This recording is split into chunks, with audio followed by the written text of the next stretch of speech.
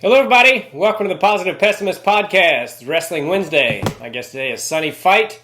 Sonny Fite is somebody I always looked up to when I was a kid. He's good friends with Eric Aiken and Gons Medina. He's a high school state champion. He's a two-time finalist. Total stud. I've always looked up to him, and I'm looking forward to talking to him. So let's bring him in. Well, hello, Tim Gaither. Hi, Sonny Fite. How you doing, buddy? Good. How are you? Good to see you. Is that your backyard? Yeah. Is the audio okay? Yeah. Or is there too much breeze? No, I can hear you good. It's just beautiful. Beautiful setup you got there. Get out of the basement. I've been working in the basement for over a year now. Yeah, what do you do now? I work as a structural engineer for Target Okay. and help build new Target stores and remodel Target stores and repair Target stores whenever they get damaged by hurricanes. Okay. Ida. Yeah. So did all that start with John Aiken back in the day? Yeah. That's the first time I ever did any framing construction.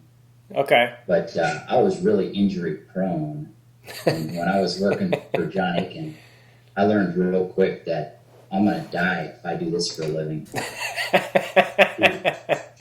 I stepped on nails regularly. Yeah. I backed down a chimney hole one time and landed on the basement in a pile of rubble. Oh, shit. And knocked myself out cold. John Aiken jumped down that chimney hole after me, fished my tongue out because I had swallowed my tongue. Oh, and wow. Gargling. No shit. And passed me through like an egress window, rushed me to the hospital. And the first thing I remember is we were probably about 5 minutes away from the hospital. And I'm like, where are we going? And Eric was with me and John was with me. And they're like, we're taking you to the hospital. I was like, why? Because you just hit your head real hard. Wow. Yeah, I was knocked out cold and ended up with some torn muscles in my back, things like that. But hey, I was like, I knew, man, I was not going to make a living framing. I would have died. So is John who got you into wrestling at first, or how did that start? How'd you get into wrestling? I just brought home a flyer when I was in first grade. Okay. And I was living in Marshall, Minnesota, and was just curious about the sport. And Marshall, Minnesota had a pretty good team with some guys that I quickly looked up to, like Donnie Wickman, who went on to coach at Augsburg. And they had a bunch of other really good wrestlers, the Ninos, and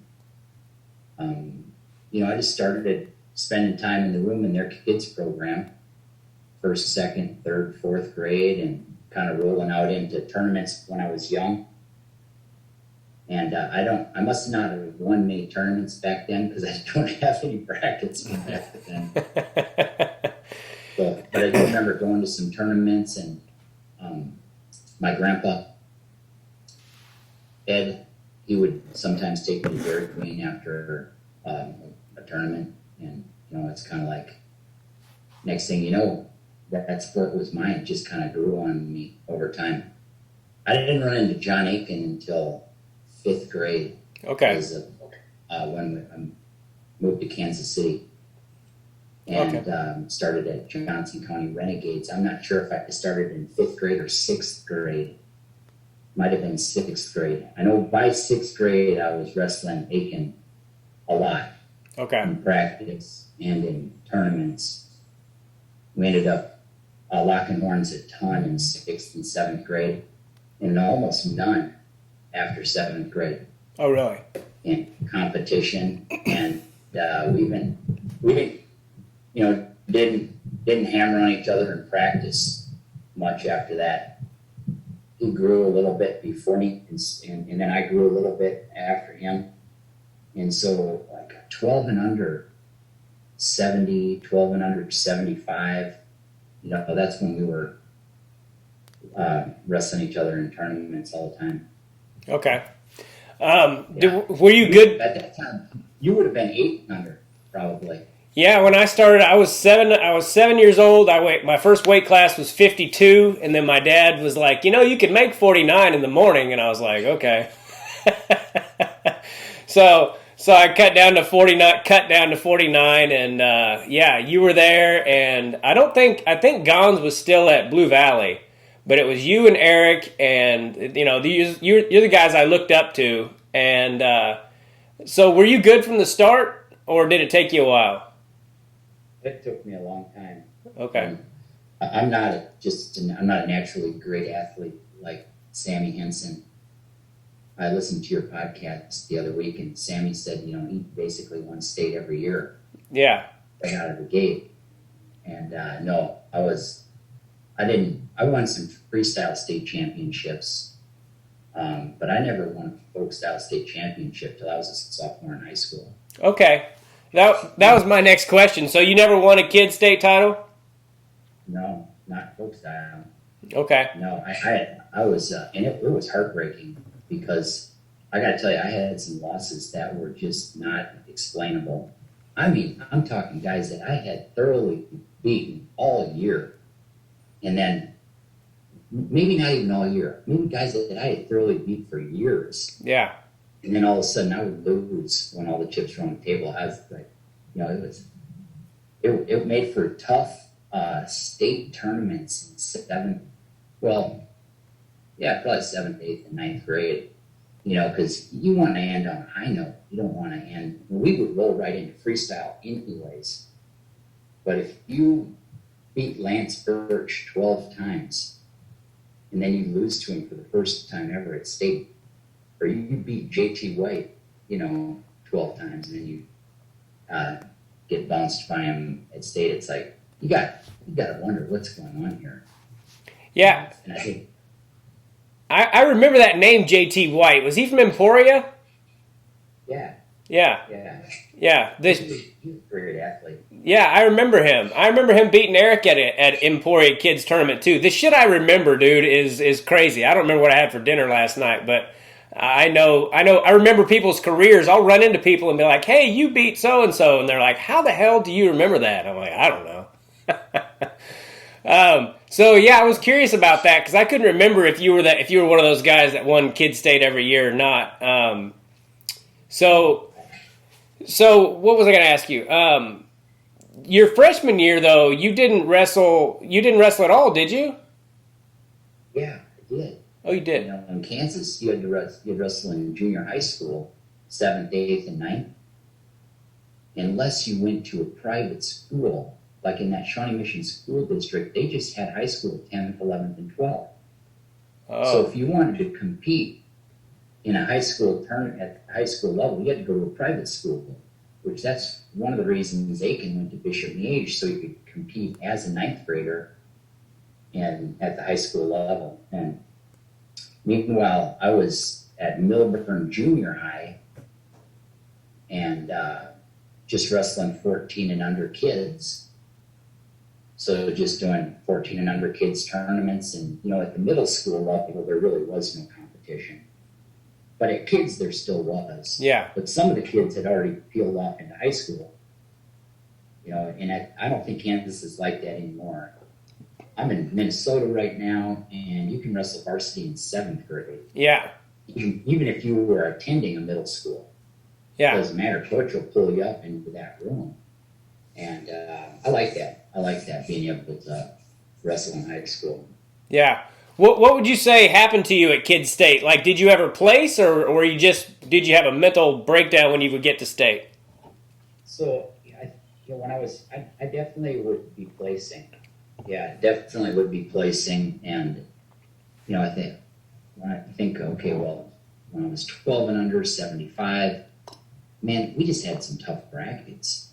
There were tough kids from Colby and Lewenstra and Hefner and Kendall Hahn. And I don't know where these guys are now, but I just remember the brackets were stacked. And I wouldn't say that I choked when I was younger. I would say I just kind of competed to my ability and would end up with 3rd or 5th or or 6th or something like that.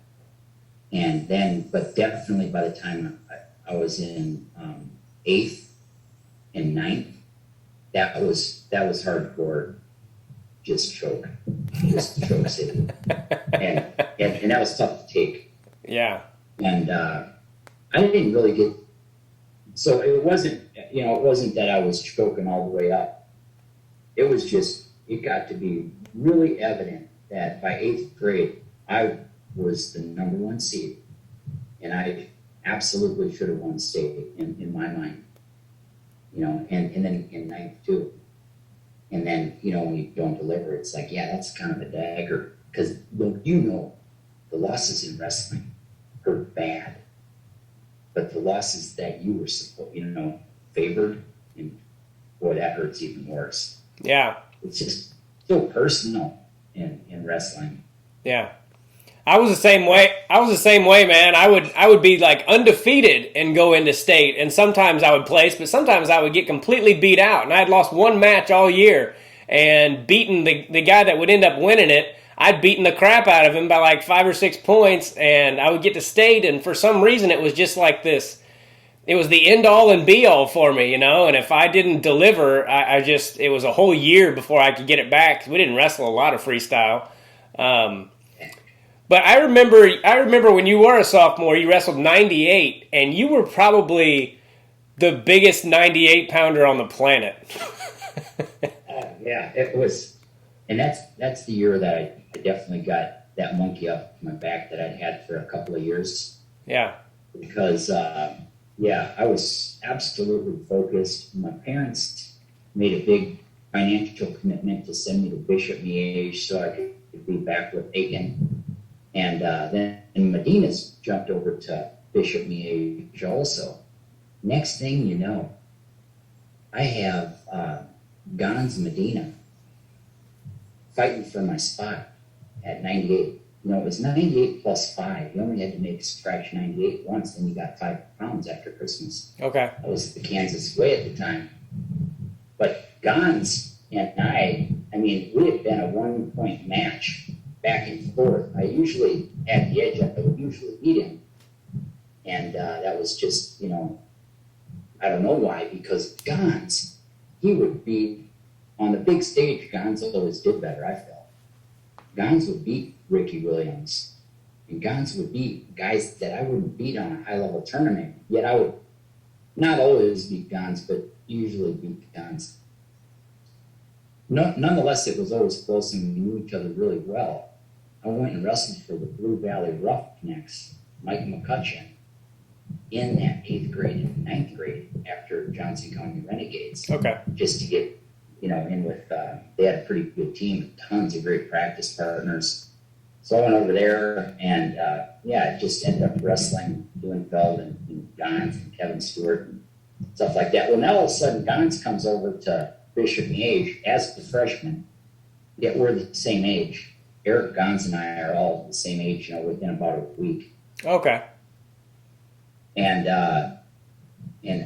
next thing you know, I'm locked in a wrestle-off with Gons for 98. And I'm having heart palpitations, I was like, geez, now I'm gonna, we got all the chips on the table again. My parents are making this big financial commitment. And I might not even be able to keep my spot at 98, which is like, so I was thinking about that all week, and the match was about what I would have expected, neck and neck, and I got him by 1 point, like 5-4, 4-3, something like that, and then thankfully we never had to wrestle off again after that. Gons went to 105, and that pushed Brad Gassman to 112, and then Aiken was at 119. Well, Gassman, he was a runner-up at state at 98 the year before.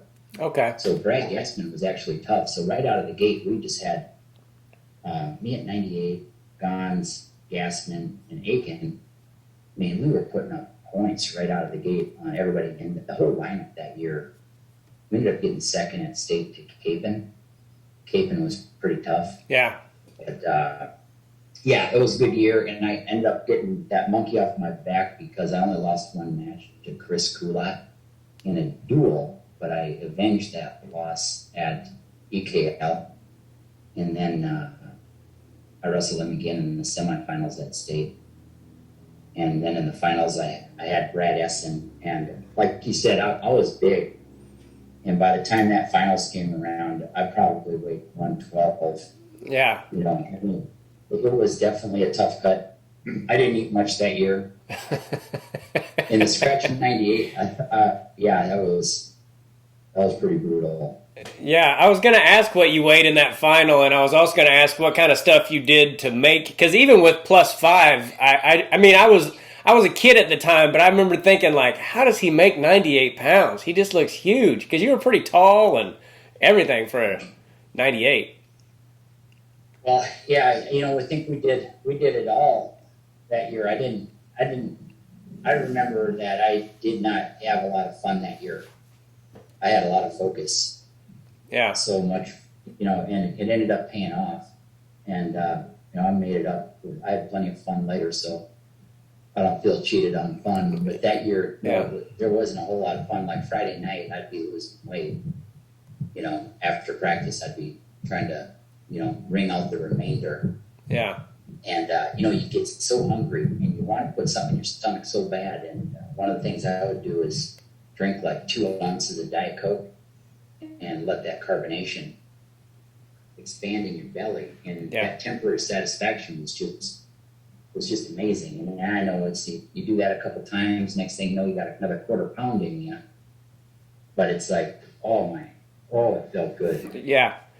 Yeah, I remember when I would make weight, for some reason, it was like the worst thing you could put in your body, but soda was so great. I think it was because of the sugar and the combination of, you know, the carbonation and all that stuff, it was just like, it just went right to your stomach. And sometimes if you drink water after cutting weight, it'd make you want to vomit. If it was, you know, at least I was, especially in college. I remember having this, what's that?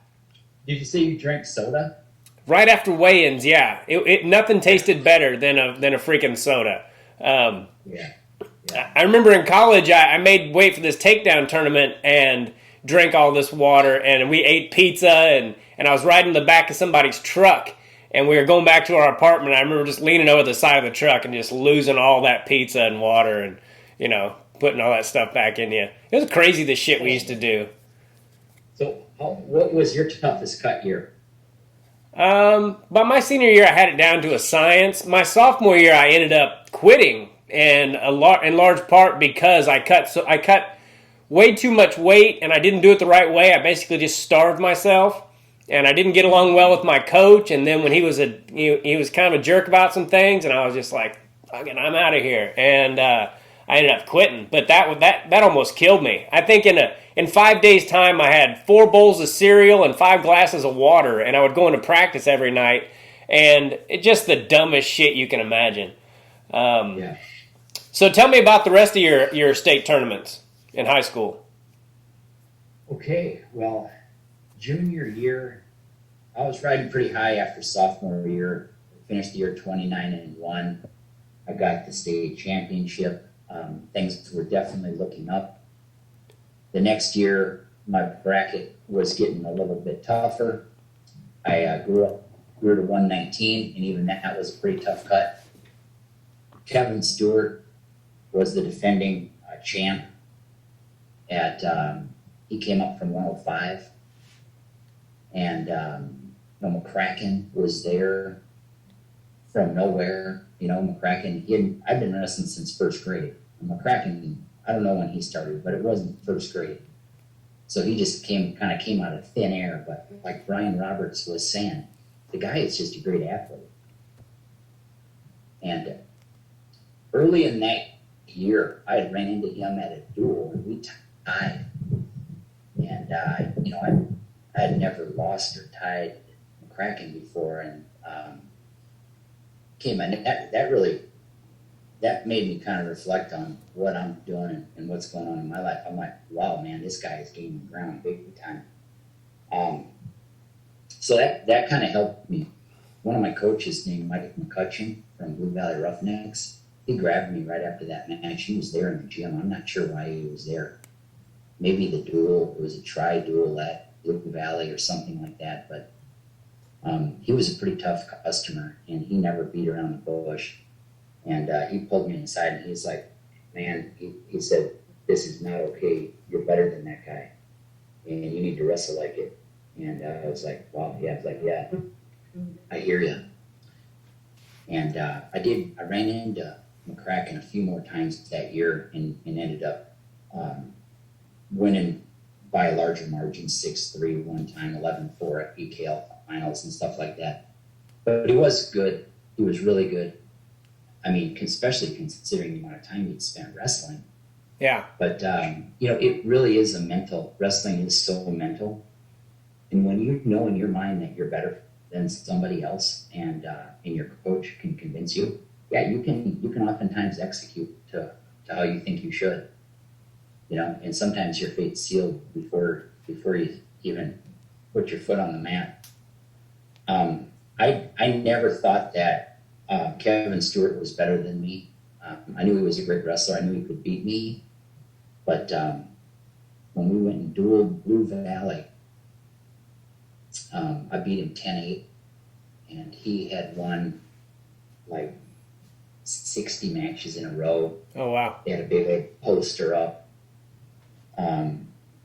celebrating, he was going to get either a 60th consecutive win or 70th or something like that. And so that was big because, we were trying to figure out who's going to be the best 19-pounder here. Is it going to be Kevin? Is it going to be Sonny? McCracken was kind of like coming from nowhere. I guess he had potential too, but Kevin, that's the only time I wrestled him that year. And when I beat him, I was riding high. Sophomore year, state championship, had 20 plus wins consecutive with that one McCracken tie. Rolled through EKL, because in EKL, McCracken and Stewart were on the same side. On the bottom half of the bracket, I got the 1 seed. So I walked down into the finals. McCracken knocked off Stewart, and then I got beat McCracken like 11-4. So again, feeling like $1 million, roll into regions, and I got the 1 seed. Again, still thinking everything's right with the world. Scott Calabria's got the 4 seed. Stewart's got the 3 seed. McCracken's got the 2 seed, or vice versa. And Calabria beats me in the semis. I don't know nothing about this guy. I don't know, to this day, I don't know where he came from or how he got good, but he was really good. Very defensive, very long arms. Yeah. Springy. And man, he shot and he shot and he shot. And I loved it when people would shoot, because that just gives you a chance to stuff the head, shuck, drag. I mean, you gotta love being able to stuff the head and circle behind as an easy way to score. Well, for some reason, I couldn't do that with this guy. His arms, he kept holding on and he'd drive me out of bounds. So A, I couldn't take him down because he was always doing the shooting. B, I couldn't circle behind. And he was a good rider on top of that. He was in good shape. I don't know what he did, but I don't know. He beat me probably 6'5". And I was like, wow, this is a hell of a time to start losing. So I went to the backside and, ended up getting 3rd. Stewart beat McCracken. And then Stewart and Calabria were wrestling in the finals. And I was thinking, oh man, I just got bounced by a guy that I was much better than. But it turns out Calabria was pretty dang tough. Because when Stewart was wrestling him in the finals, they were tied at the end of regulation. They went into overtime. And it was like a 1-point match at the end of the overtime. I mean, so he was pretty good. And out of that region, man, we went to state. And if you can perform at state, then no one cares what happens at regions, right? Right. First round, I get this guy named Jace Brew from Arc City. You know Arc City guys, they're all tough. Jace Brew, he was, I think, a defending state champion at 112, now wrestling up at 119. I might have that fact wrong, I don't know for sure. Somebody told me that one time, I never read it. But now I'm back to making weight, eating a ton of food, and wrestling with concrete blocks on my feet. First round jitters, just not feeling good. Meanwhile, he's not doing much on his feet either, but when he's riding me, he's putting a crossbody in, and he is cranking my arm like wanting to do a guillotine, or banana splits guillotine. He is just hooking and cranking on a crossbody, and he has got me stretched out. I can't get an escape. We're tied at the end of regulation, tied at the end of overtime, and he got the referee's decision because he got, I don't know why, but the ref, either he scored the first points or it was just truly referee's decision for some reason. So boom, lost first round. Most painful loss of my life was that. I went up to that auditorium, kind of the concourse, just put my head in between my legs and just cried for I don't know, probably a good 30 minutes, where you're like, yeah, now here we go. Win state, you beat all these guys, and now you go lose in the first round. It would have been a tough path, because after Jace Brew, then Dan Allison, then I would have had Calabria in the semis, then I would have had Stewart in the finals. Turns out Kevin Stewart got the gold, and Calabria got the silver. I won 4 in a row, and got the right to wrestle for third, but I lost to this guy from campus named Billy Ball. Yeah. That was he was strong, he was wiry, he was tough, and by the time I got to that match, I think he beat me about 5-1. I don't remember it being very close. He took a little bit of lead, and those periods, it's 1-2-2, right? Yeah, that's right. I mean, that really does go by fast. Yeah, it sure does. What a freaking bracket, though. I mean, Jace Brew was the defending state champ. You were the defending state champ from 98 and 112. And then you had Stewart and Calabria and Billy Ball and Dant Allison. I mean, holy shit. What a bracket that was. Yeah, it was a tough bracket. It was a tough bracket. And, there was, I think, kudos to Stewart for winning it, because I'd have liked to been able to hang on to that bracket. Yeah. I remember Kevin Stewart, dude. He was really short and stocky, right? Kevin Stewart? Yeah. Yeah. He benched 325 Jesus. Or something ridiculous for a 119-pounder. I mean, it was his rank, he probably only had bench about 3 inches. Yeah, I remember that guy. I actually remember... I went to EKL. I think Derek Lane and I went, and I remember seeing that bracket and being so confused at regionals, because I was like, Sonny Fite's not in the finals, and neither is McCracken. And McCracken did start as a freshman in high school, so that guy was just a freak out of the gate. He was a freak. Yeah, he was in that bracket too. I don't remember who beat him, but yeah, he was up on the top side of the bracket with Stewart and. A couple other pretty good guys. Yeah. Then my senior year, my weight class softened up, and I ended up wrestling 35. Well, okay, so that year I ended up with 32 wins and 3 losses my junior year, and all those 3 losses came 1 at regions and then 2 at state. Okay. So I kind of had a wonderful year going. All of a sudden, everything fell to pieces. Senior year, my bracket within Kansas wasn't that tough overall. I don't remember a lot of close matches that year, except the 2 matches I lost. One at a Blue Springs tournament to a kid from Iowa named Sam Ordway, who was a teammate of Jeff Thyler. Okay. And Thyler was just a freak, a wrestling machine. I mean, fast twitch, muscle fibers, super strong. And this Ordway guy, he wasn't like that. He was no Jeff Thyler, but he beat me 6-5.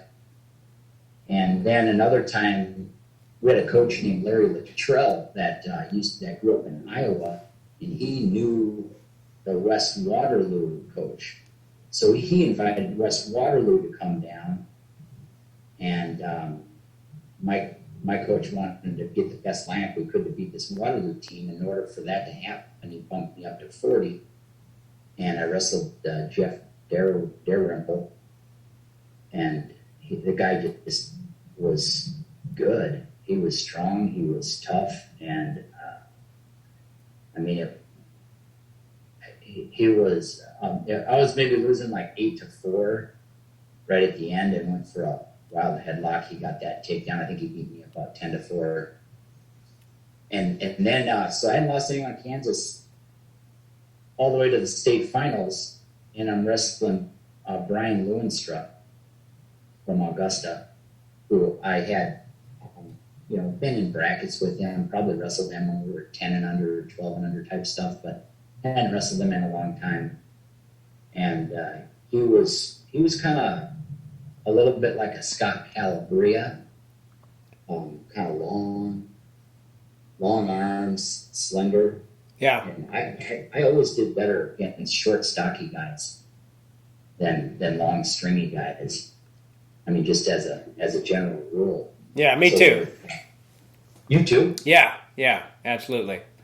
So I didn't mean to interrupt you, but yeah, the tallers, the guys that I look like I should just mop the mat with, those are the guys I'd have a hard time with. Yeah. Yeah, no, and so Lewenstrup was that kind of guy, and in my mind, it went like this. Third period, I got a 1-point lead. All I got to do is ride him out. I take it to about 45 seconds left in the match, and he does a reverse. He does a switch.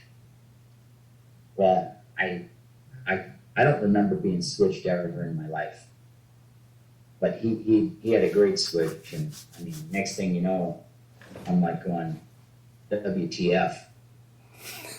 Now I'm down by 1, and he's got a short time, and I'm doing stand-ups. And he's forcing it out of bounds, and I'm doing stand-up. He's forcing it out of bounds, and time's up. Yeah.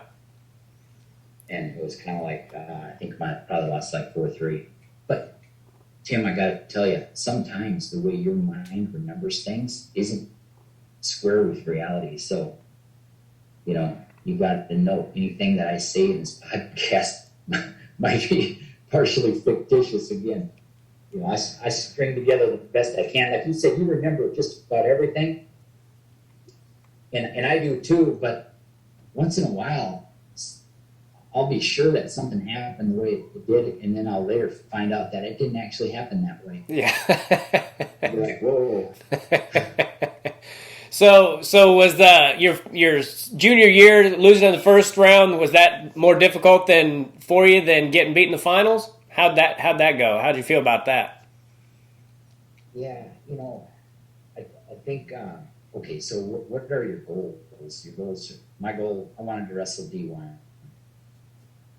But, the writing was starting to be more clearly put on the wall when I'm not placing at junior nationals, or I'm only winning 2 matches. So it's not that I'm not placing, you got it. Let's say you got to win 6 matches to All-American at juniors, or 7. Let's say you got to win 6 or 7. I'm winning 1 or 2. Maybe on a good tournament, I'm winning 3 at the juniors. So, I was kind of getting that reality check. Yeah, So you think you're good, you have goals, and then you wrestle people that are at a different level than you, and you're like, wow, I got a long way to go. Oh, you know, in no. So the senior one, it stung a little because, but not as bad as the junior one. Yeah. The junior, that first rounder junior year. I mean, by the time I was senior, I was like already, you know, kind of going into. I had a lot of other things on my mind. Yeah. You know, things that weren't wrestling so much, but just like, you know, girlfriend and social stuff. By the way, I never had to plan anything socially because Eric was my best friend. And this guy is the most socially gifted person on earth. He's got hit.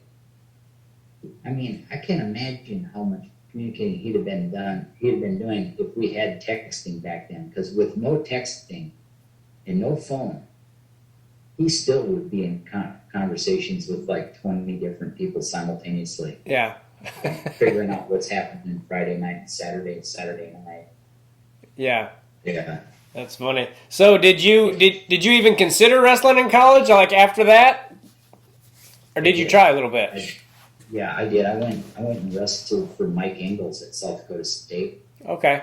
I talked to Wes Roper with Eric. We went on a recruiting trip, but he didn't have hardly any money for me. It was out-of-state tuition. Considered Fort Hays State. South Dakota State. South Dakota State was D2. Fort Hays was NAIA. So I was like, I'll go D2. They gave me a little bit of money. It was very small, $600 a year type scholarship. Maybe $600 a semester, but I think it was $600 a year. Yeah. And so I went up to Brookings, South Dakota, and set foot in that room. First practice, I'm live wrestling Jason Pankratz. I'm a 34-pounder, penciled to be 34. He's 26. And I shoot on him, and this guy throws a crossface like he's got the national championships on the line, and he's wrestling his arch enemy. And I'm like, whoa, he just like ripped my face off. And, you know, that's how it is in the college room. You know that. Yeah. Yeah. Sorry, go ahead. That's just, it was like, so, I mean, that's day one, you know, and you are wrestling super hard in that room. And I wrestled in the Bison Open in Fargo, wrestled in the University of Nebraska, Omaha, wrestled another one in Wisconsin, and was basically going to redshirt that year and just do a few open tournaments. And then our 42-pounder, John Miller, who was like a 5-time state champion from Minnesota, who was wrestling for the University of Minnesota, but that wasn't the right fit for him, and he ended up transferring to South Dakota.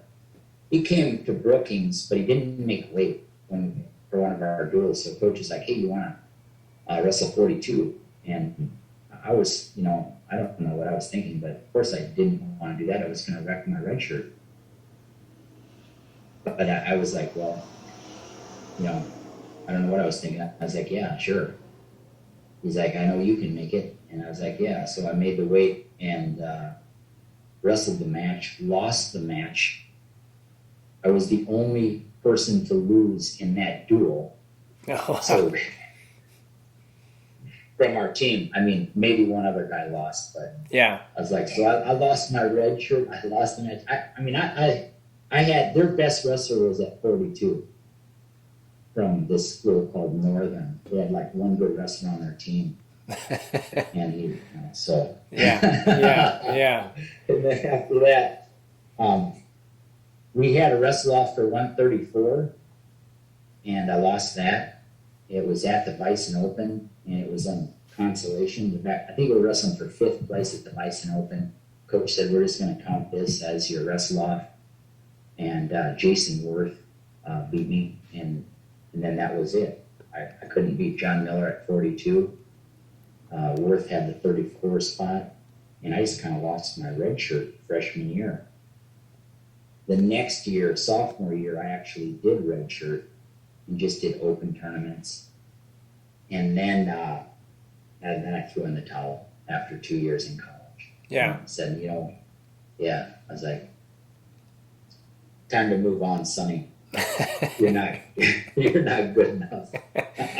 Dude, college, you've got to have your mind right for it, because if it's, like I wasn't, I don't know, I never let myself get in the proper shape, but it was so much rougher. Like, I think within 1 week of college practice, I had cauliflower ear. My ear just blew up, and I'd wrestled my whole life without a damn headgear. And within 1 week, I had freaking cauliflower ear, and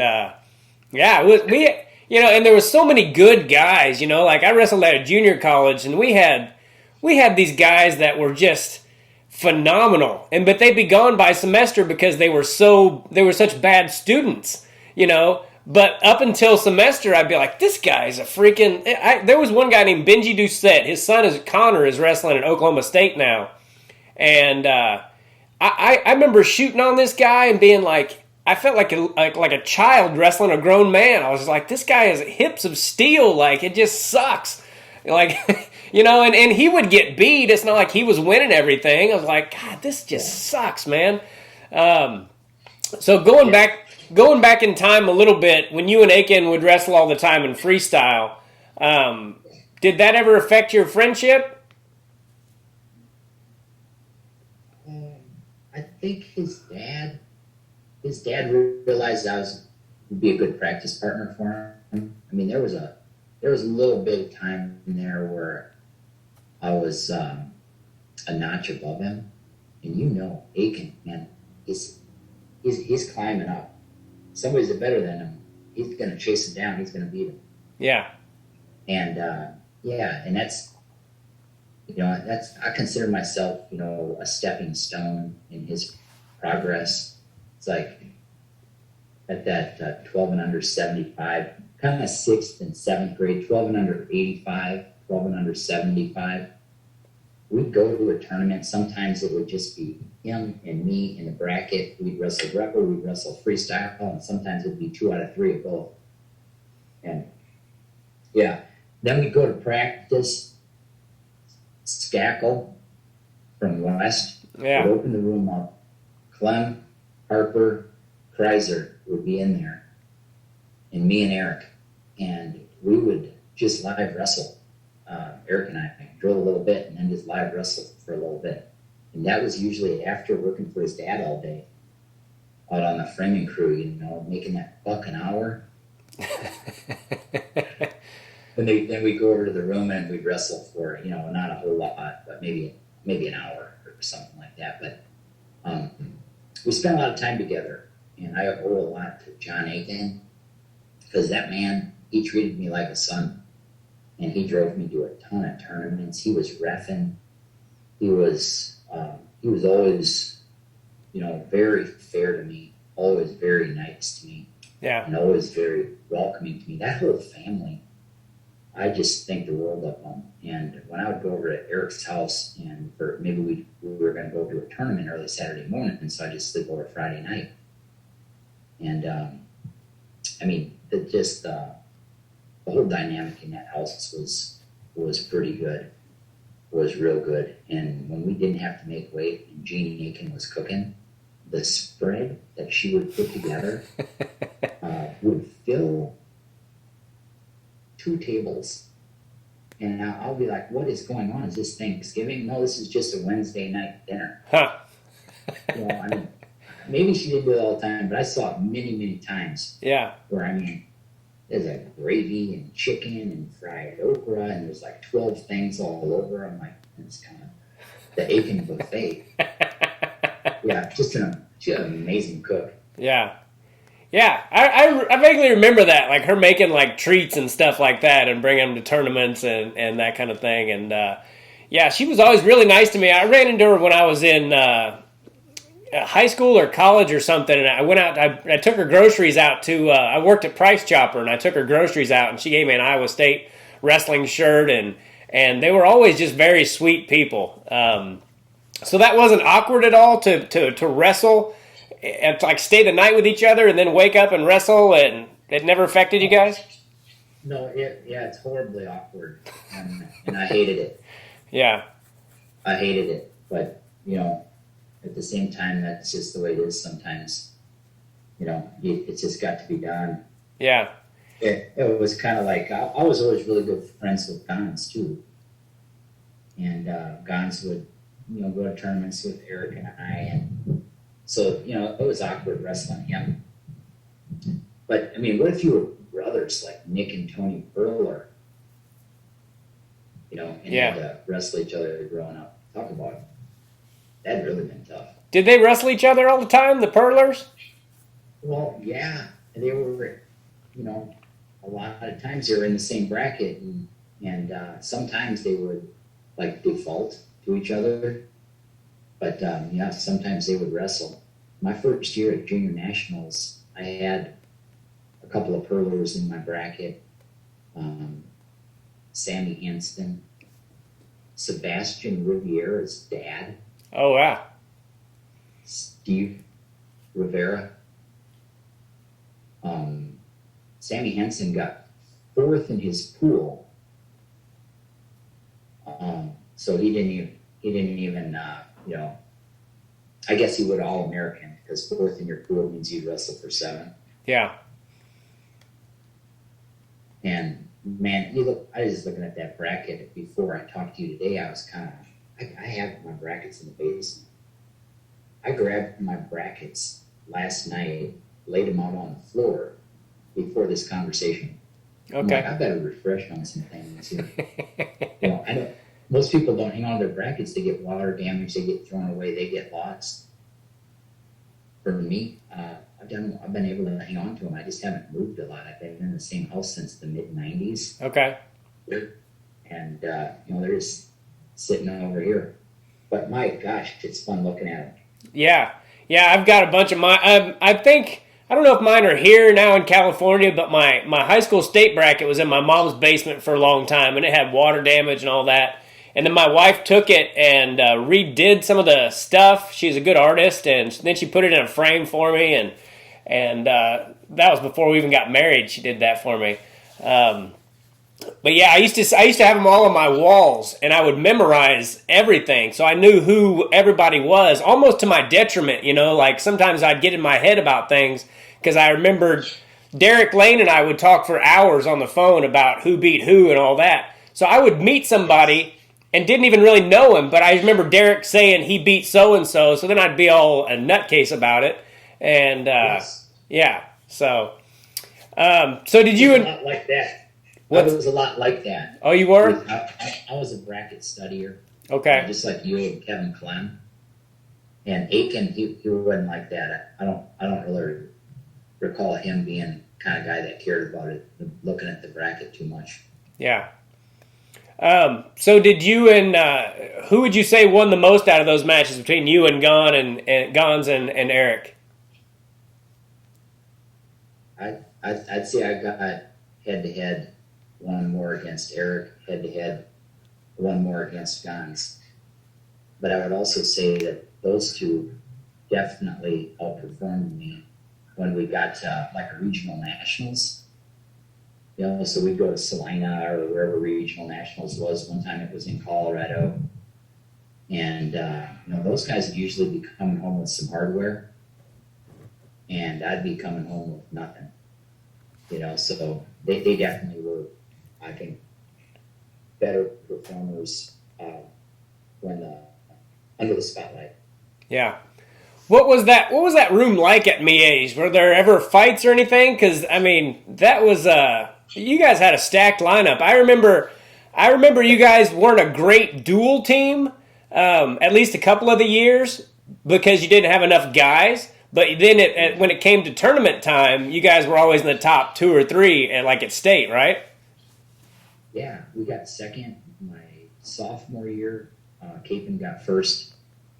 My junior year, we got second to Arc City. And then my senior year, we got third to Arc City. Okay. So it was second, third. One of those years we lost by just a smidgen too. I think it was that year, maybe the Cape year. One of the years it was close. Another year it really wasn't that close.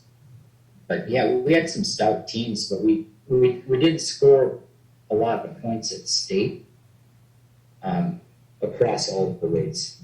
Yeah. It seemed like we'd usually have a couple champions and a couple seconds, and then maybe like 8 guys that didn't score any points or something along those lines. Yeah, I was looking at it last night. The you can find the results from like 80 to 89 and then 90 to 99 and I was looking at some of those brackets or some of those people that were in there, and I was like, it brought back so much of a flood of memories. Like I remember the Scott Calabrea Kevin Stewart match, and they had a great one at state too.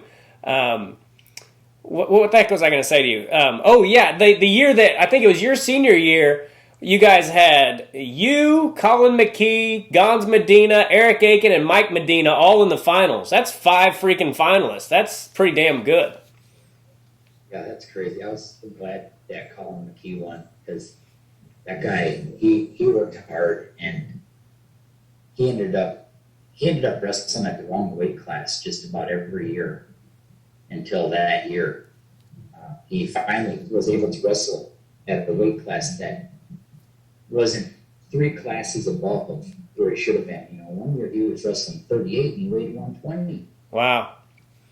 Yeah, I talked to him at NCA's one year. A few years ago, my brother and I went, and I had a pretty good conversation with Colin, and he was telling me about that, how he wrestled 138, and I think he went to state and did pretty well, but when you're giving up that much weight, it's pretty freaking difficult. Yeah, and man, he worked hard. He was a great leg rider. I tried to avoid him in practice because he always left me with Charlie horses. He was real bony, had sharp elbows and stuff, and he wrestled hard. And if you were going to live wrestle him, you're probably going to walk away with 2 or 3 Charlie horses. Yeah. So were there fights ever in that Miege room? No, I don't remember a whole lot of fights. Okay. No, I remember one time dozing off though when I was trying to make that 103, 98 plus 5, and Coach Price was showing moves, and I was like, just falling asleep, laying on my side, and he walked over to me while I was sleeping, grabbed me by the leg, grabbed me by the arm, picked me up, went over to the door, 1 for the money, 2 for the show. Into the hallway. Wow. And, yeah, I woke up.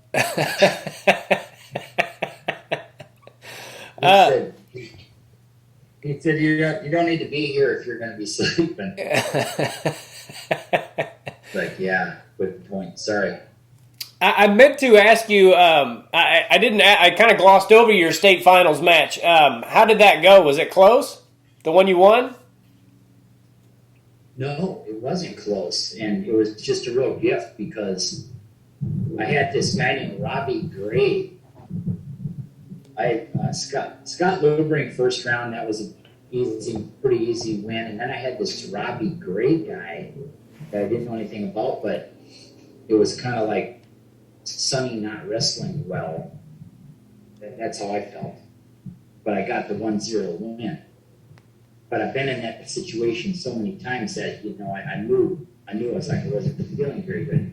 Then I had Chris Kulat in the semis, and that's kind of what I was focused on. One of my coaches gave me a little tip on how to beat him. It actually worked really well. And in terms of like when to time the shot, things like that, I was like, I won't big time. In the finals, I had Brad Edison from Blue Valley North. And for me, that was kind of a blessing because he was a little light for the weight. And I think he had a little bit of a psychological disadvantage when he was wrestling me. I always felt like he knew he was going to lose.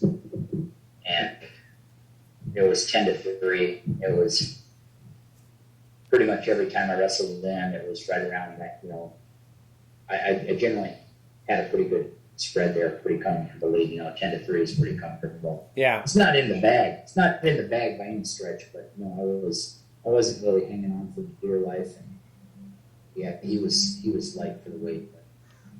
What would you say made you a good wrestler, Sonny? Time. Like I'm definitely not fast twitch muscle fibers. I'm not super strong, but I did my time.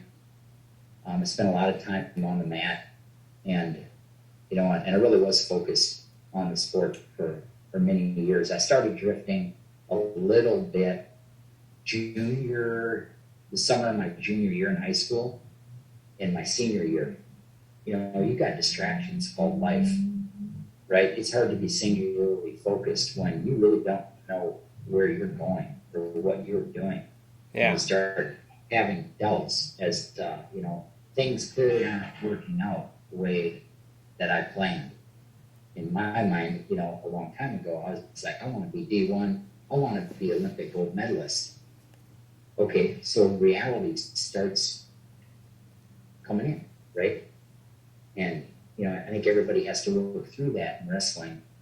I mean, I have so much respect for the best wrestlers in our country because the weeding out process, I lived it. I lived the weeding out process. I know how hard I worked and where I got weeded out. I wasn't even close to the best image or Olympic gold. Yet I know how much I put in. And so when you actually do become that best wrestler, whether that's Taylor or a Dake, man, that is a mountain. You climb a mountain. And, it's like Aiken, this same example. Yeah, he worked hard. He worked really hard. And I kind of dodged all of that hard work. And I did the 2 years at South Dakota State, but that was a little bit half-hearted. Yeah. And like you said, college is no place to hang around and wrestle half-hearted. Yeah. But Tim, I would go to a college match in Brookings, and there would be almost nobody in the stadium. I had more people rooting for me in high school. Yeah. So there was no fan base. The reasons to hang in there and gut it out, for me, they were dwindling. Yeah. Where did you wrestle in college?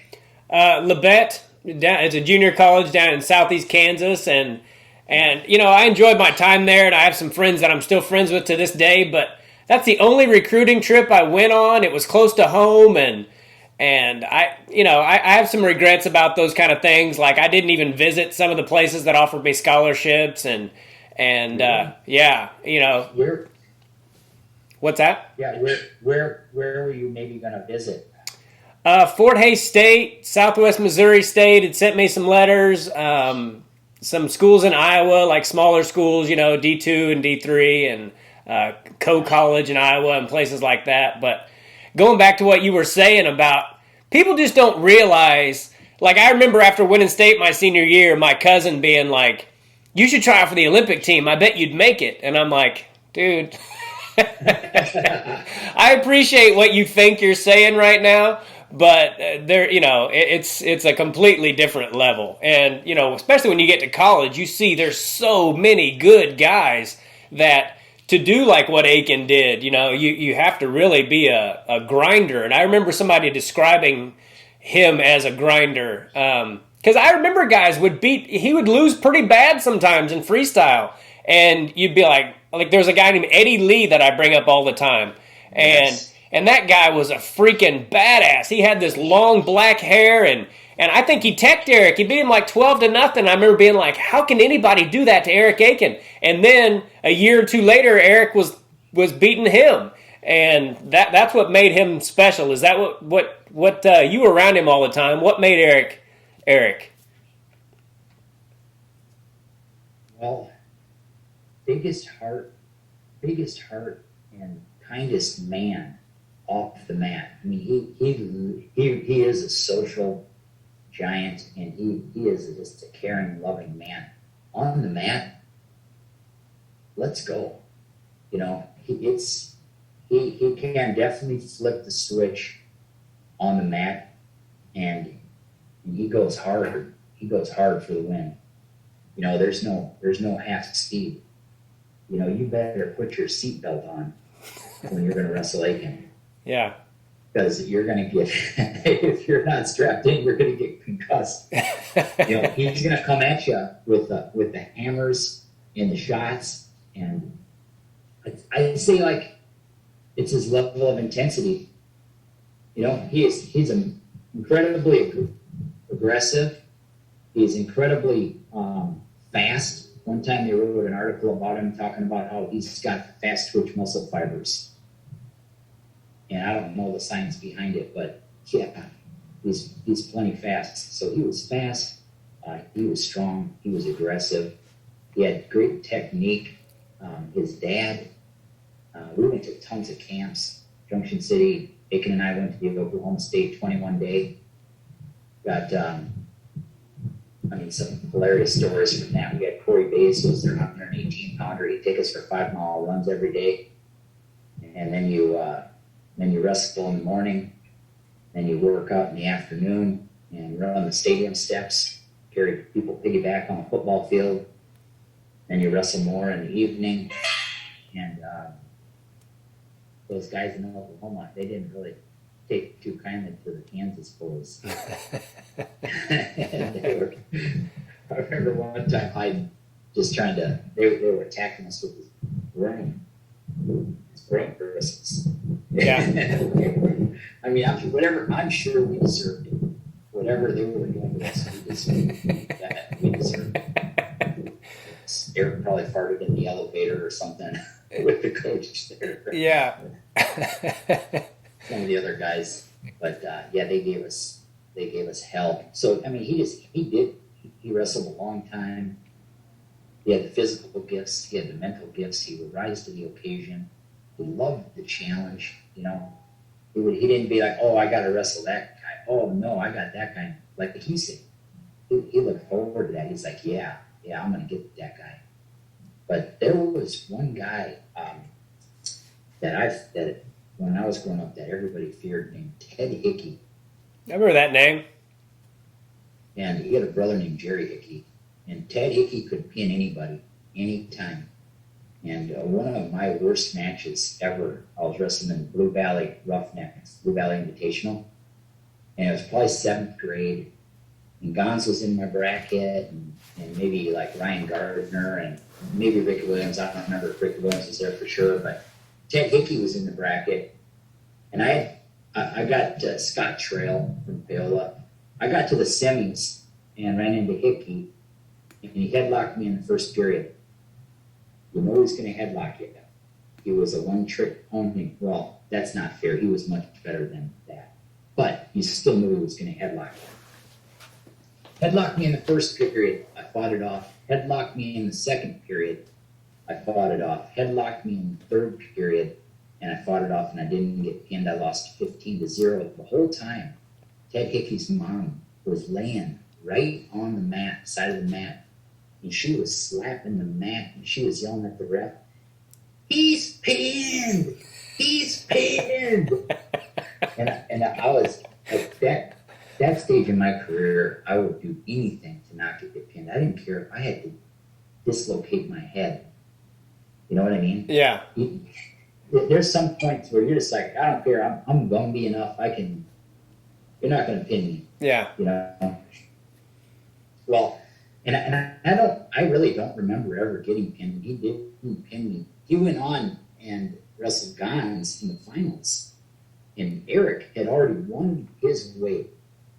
And Eric was also going to get most falls in the least amount of time if Gons didn't get pinned. All Gons had to do was win or lose, just don't get pinned.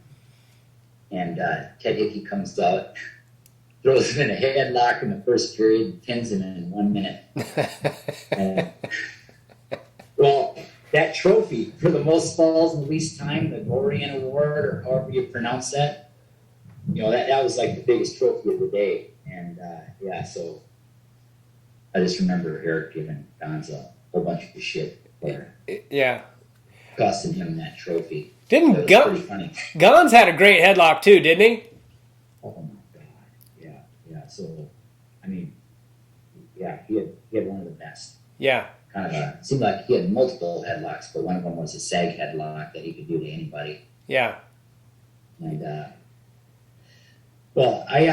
Nate Baker was a gopher. When I was 28 years old one time, had kids and was just working, drinking coffee. And I hadn't wrestled in probably 6-8 years, and just kind of had a local friend named Aaron Doherty. I was like, hey, let's just go to an open.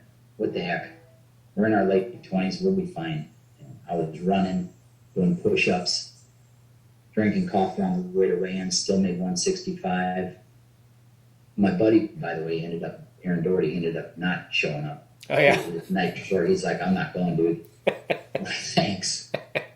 So I show up, and this is kind of where it's like a wrestler's midlife crisis, where you just realize, maybe you did throw in the towel too early. You best go give it another try. So I go give it a try. I got Nate Baker first round. He's like a 3-time state champ from Minnesota, wrestling for the Gophers. He's the Gophers starting, like 65-pounder. Oh, shit. And, Marty Morgan's in his corner. And this guy comes at me. And I just take the beating for the first period, keeping it reasonably close. I think he gets a takedown late in the first period. But I am literally exhausted from him hanging on my head, pushing me back and shooting and just out horsing me. Second period, he gets an escape, takes me down, locks me up in a cradle, rolls me to my back, and I'm laying there with my shoulder like this, and this is the first time I ever done this in my life. I'm just like, let it be. Let that shoulder blade go down. I can't take it anymore. Yeah.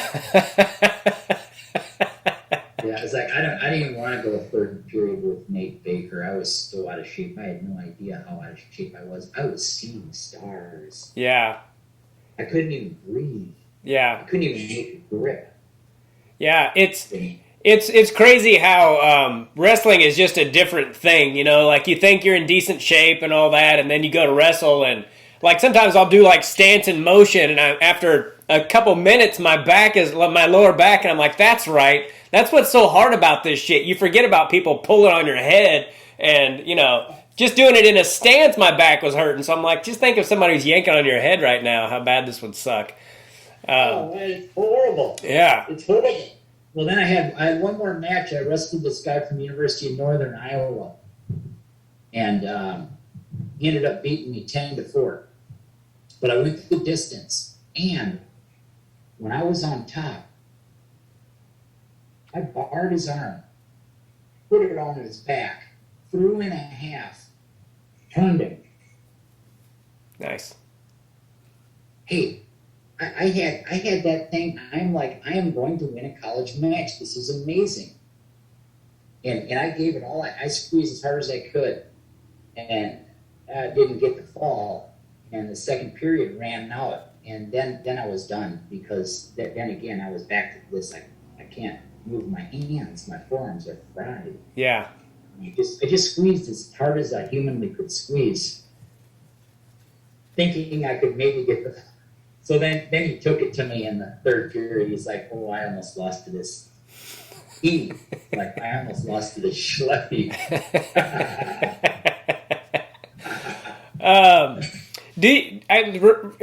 Tell me if this is true. I have this memory of being at the Junction City camp before Southern Plains Regional, and it seems like it was you and somebody else were shooting off bottle rockets. Do you remember that?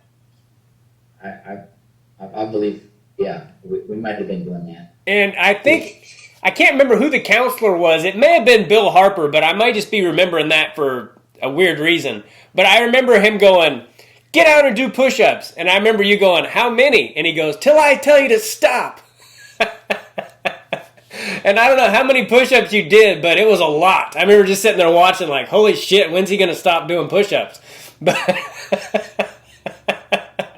maybe it was like Scott Rourke or Jay Verdict or maybe it was Aiken doing the bottle rockets. Yeah.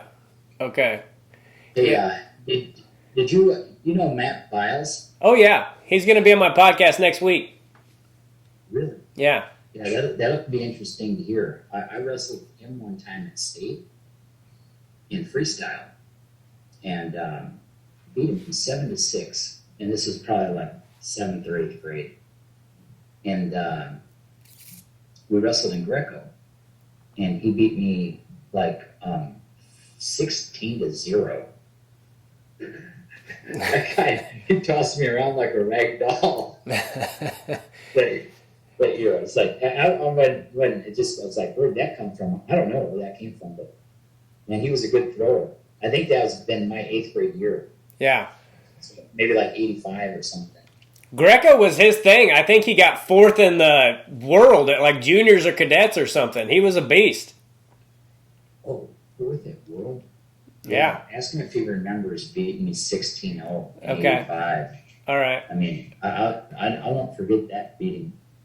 Yeah. It was pretty bad. Yeah, you remember Brian Roberts saying that you wrestled when you were little kids, and he said like you almost ripped all his cartilage out and all that. I do remember you being kind of mean. You were pretty mean on the mat, weren't you? Oh God, I know it's. I don't remember being that way, but I got a kick out of you saying that. I was laughing my butt off. I was bragging to all of my sons. I said, "See, check it out. Yeah. I'm a mean bastard." And my wife didn't disagree with you, of course. She's like, "No, the truth is out." Yeah, that was funny. I always looked up to you guys, and I remember. You know, I told you this the other day on the phone, but it always did stick with me. Like, don't rub it in and don't be a dick. Like, I beat Patrick Kaler pretty bad at a freestyle tournament, and I was feeling pretty good about myself, and I hadn't even said anything, but you were standing there, and you just looked at me, and you go, yeah, you kicked his ass. Don't be a dick about it. And I was like, okay. And from that moment on, like, I was always really nice to my opponents, like, because someday you're going to get your ass kicked, and you don't want to be that way, and so it's funny the things you say to people and it sticks with you, you know. Yeah. I remember. What's that? Go ahead. I think I did. Oh, I think I did. I used to be kind of blunt, and I think I also used to be kind of a smart ass. I remember, especially in high school, I was a smart ass because I was small and. You know, I don't know why. I just was a smart ass. But, I was such a smart ass that I would piss off Mike Medina and Tim McKee and Scavuzzo and heavyweights and stuff like that. And man, those guys, they don't take it though. They'll just grab you, right? And they'll give you a boom right on the arm. Yeah. Yeah, you guys were always pretty nice to me. There was one time I remember in practice, it was you and Aiken, and I don't think Gon's never wrestled for the Renegades, right? I don't think so. Yeah, he was always a Blue Valley guy, but you and Aiken were like torturing me, and you kept saying, "Who's the best guy on the team?" And I would not cave. I would never say you or Aiken or anybody. I would keep saying I am. And I remember one time my dad goes, "Say Sean Beebe," and that would just drive you guys even crazier. You probably took it a little easier on me because I was like 5 years younger than you, but I do remember you guys beating the crap out of me. But you were also nice to me. Like, speaking of Aiken, I remember him bringing me. I was like 10 years old, and he brought me into his hotel room and was telling me that I was going to win Kid State and all this stuff, and I was the #1 seed, and I think I had beaten Patrick at regionals or district or whatever, and so I'm feeling all good about myself, and then I went 0-2, and and then I went to talk to Eric before his finals match or something, and I remember him looking at me and goes, "I thought you were going to win it," and then he. It just crushed me. I was like, oh, shit. I feel terrible about myself.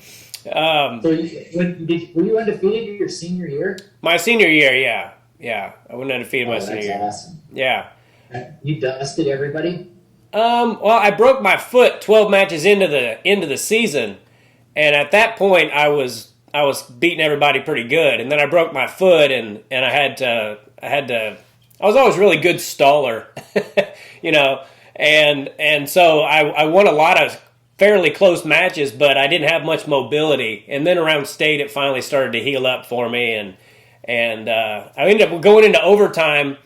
In the finals with a kid that I had beaten 5 times, and it was never that close. And he took me into overtime, and I was so tired. I just remember thinking, I'm going to throw a headlock, and if it doesn't work, I guess I got second. I mean, I remember that was my mentality, and it worked, and I pinned him in overtime, and so it's kind of dramatic. But yeah, that was my. That's dramatic. Did you have a really good headlock? I did, yeah. I could headlock just about anybody at least one time, you know, until they caught on to what I was going to do. But even on my college team, I could throw just about anybody. Like I said, at least once.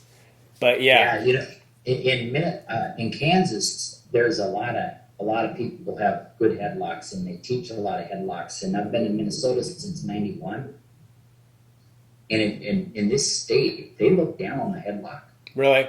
I know many coaches, they won't even teach the headlock. They are like, oh, no, that's a junk move. You know, you can't do that in college. And I'm like, yeah, but we're not in college.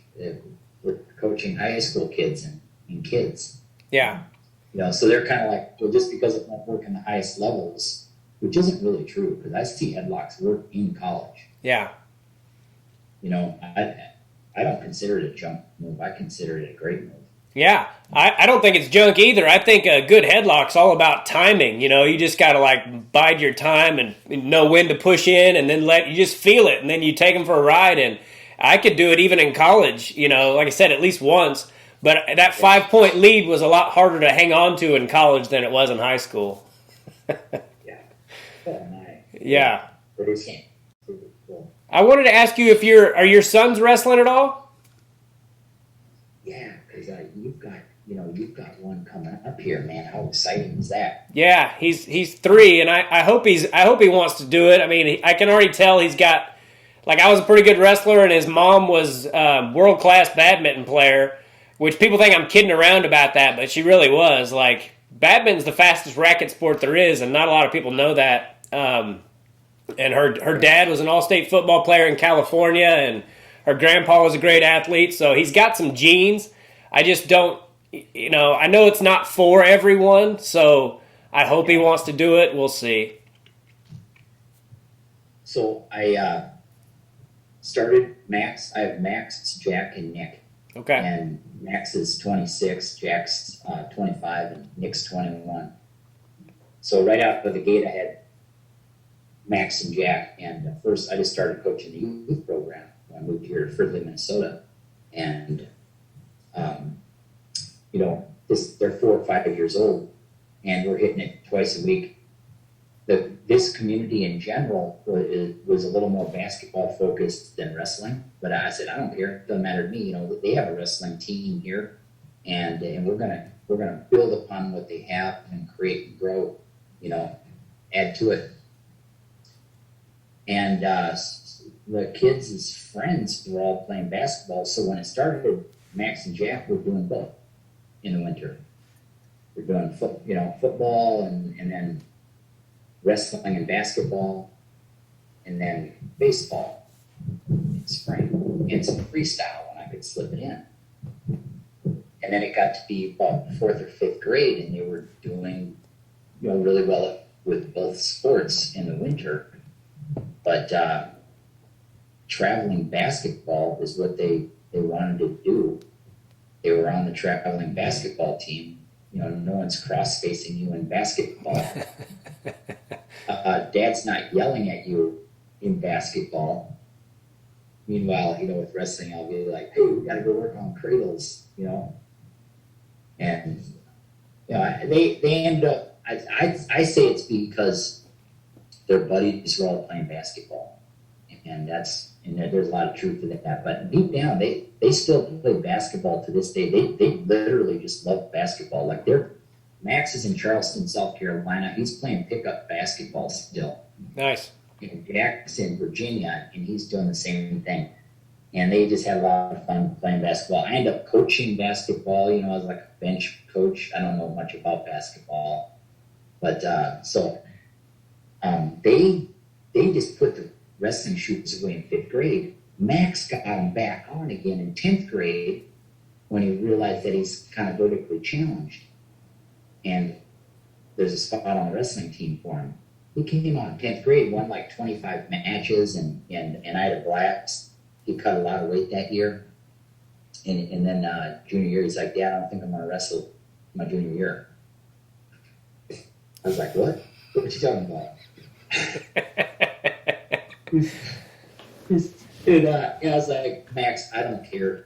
If you don't have, last thing I want anyone doing is wrestling for me. Dude, that sport is way too painful. You need to do it for you. Yeah. You don't wrestle for anybody but yourself. But yeah, of course I did. Tim, I tried to nurture it. I was like, deep down, yeah, I want to be watching them wrestle for sure. So then with Nick, I said, I'm going to try a different strategy. I'm not going to come out of the gate K-1. I'm going to just wait till like 3rd or 4th grade. And so I did that. And then Nick, he wrestled from 4th grade all the way through high school, and it ended up with 156 wins. Wow. In high school, and he ended up being a 4-time state entrant in Minnesota, which it doesn't mean much in Kansas to be a state entrant. People don't say, "Oh, I was a state entrant." In Minnesota, they actually kind of are impressed with that because you only get to take 2 from each section, and so it means you got first or second in your section. And anyways, he ended up never getting on the podium at state, but he did it the whole time, and I had a blast being part of that. Now, what's your strategy going to be? I think I'm just going to, I watch a lot of wrestling, and I think I'm just going to, hopefully he'll watch it with me and, ask me someday if he can do it, and I'll be like, yeah. Technique was never my thing, like as far as showing it. Even if he doesn't wrestle, though, I'm going to teach him a headlock.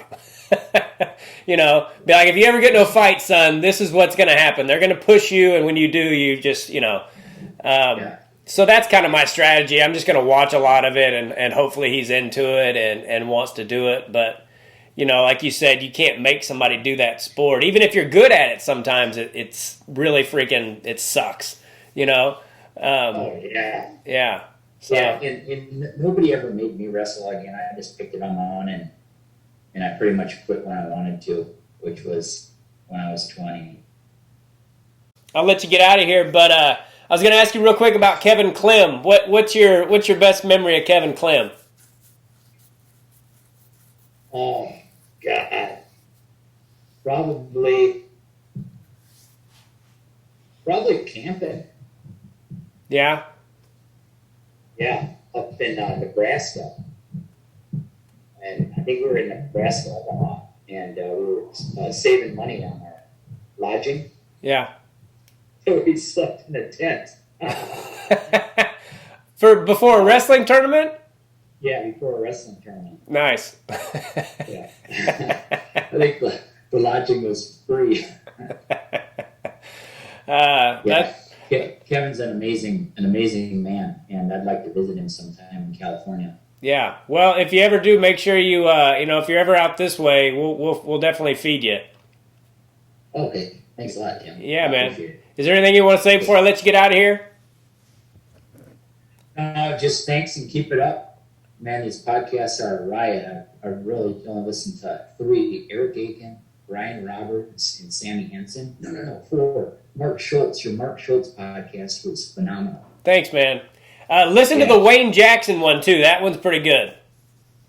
Okay. And I got to listen to Joe Russell, too. So. Okay. Yeah. I've enjoyed all of them, and calling some of these guys friends is about the coolest thing I can imagine. Yeah. Well, thanks for considering me. Appreciate it. You bet, man. I always looked up to you. It means a lot to me. I appreciate it, Sonny. Say hi to Jimmy. I will, buddy. Have a good day. See you. All right, everybody. Sonny Fite. I really looked up at that guy when I was a kid. He was a really good wrestler and a cool dude. And him and Aiken and Gons Medina, especially, I always looked up to those guys. So I hope you guys enjoyed that as much as I did. And make sure you subscribe to the channel and check out MACANIthappened.com, makingithappen.com. Help out little Bo Macon and his family. And I believe that's it. God bless all of you and have a great day. Take care. Bye. Do us both a favor and click on that subscribe button.